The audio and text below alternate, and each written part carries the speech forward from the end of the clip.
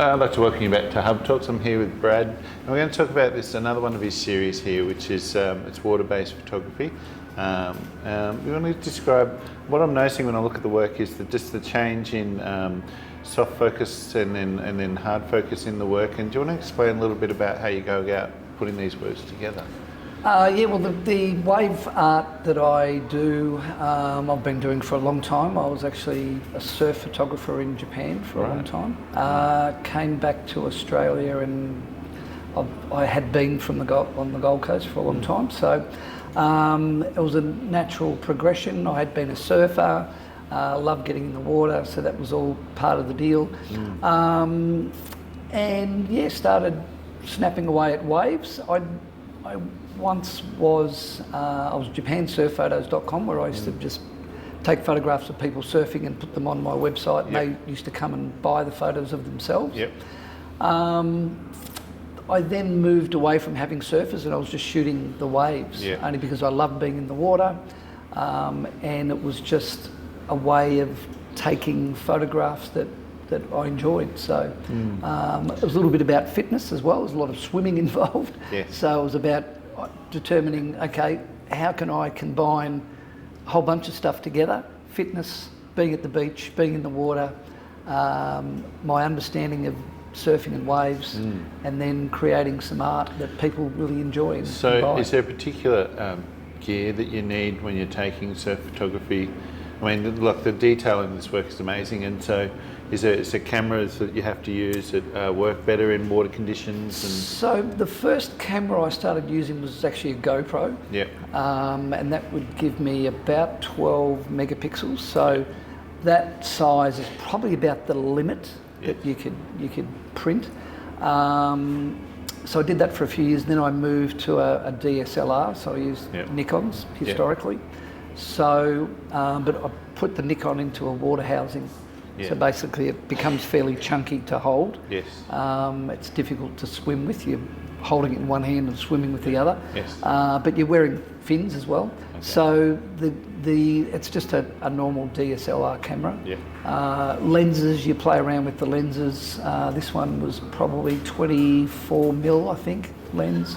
The specs on that 100 ISO, which is normally where I go to, and then the range, the shutter speed and the ISO. That all influences the image. Play around with that, So do you have a time of day? Because I'm noticing the light in the picture coming through the wave. Is there a time of day where it's better to shoot? Normally morning, early morning,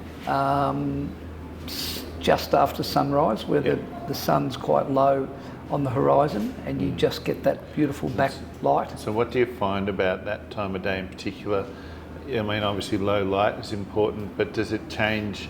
Like, have you compared that to late mid-morning shots, and then have you experimented with evening shots? Or? Well, again, you're reasonably limited in that department, because the sun comes up, and the sun comes up where it comes up, and you know, depending on the beach and the waves conditions and all those types of things. This shot is from Broadbeach here on the Gold Coast. I live in Robina, so it's a straight trip down Markiri Street. So it would have been probably around 6:30, 7 a.m. around about that time, where the sun's starting to come up a little bit higher, but you just get that nice, and you know, you find that the waves are often cleaner in the morning before the wind gets up. Once the wind gets up, you know, the waves can become a bit junky and they're bumpy and all those types of things. So I generally try and go earlier. Have you ever thought of adding extra? I mean, you said earlier on that you were a surf photographer in Japan. You had surfers. Have you thought of adding extra aspects to the work, or have there been other points in time where you've added other things to the landscape of the water? Is it like a... Not really. I have seen some guys work with flash, and they do a lot of work before the sun comes up or after the sun's gone down. That was quite interesting. But that's a massive investment in product. But yes, I suppose this work here is a little bit unique in that historically most of my work has been, certainly in the water anyway, has been shot landscape. whereas in this particular shot I turned it portrait, which obviously is a little bit more challenging when you're floating around in the water. This is right. But yeah, so it turned out pretty cool.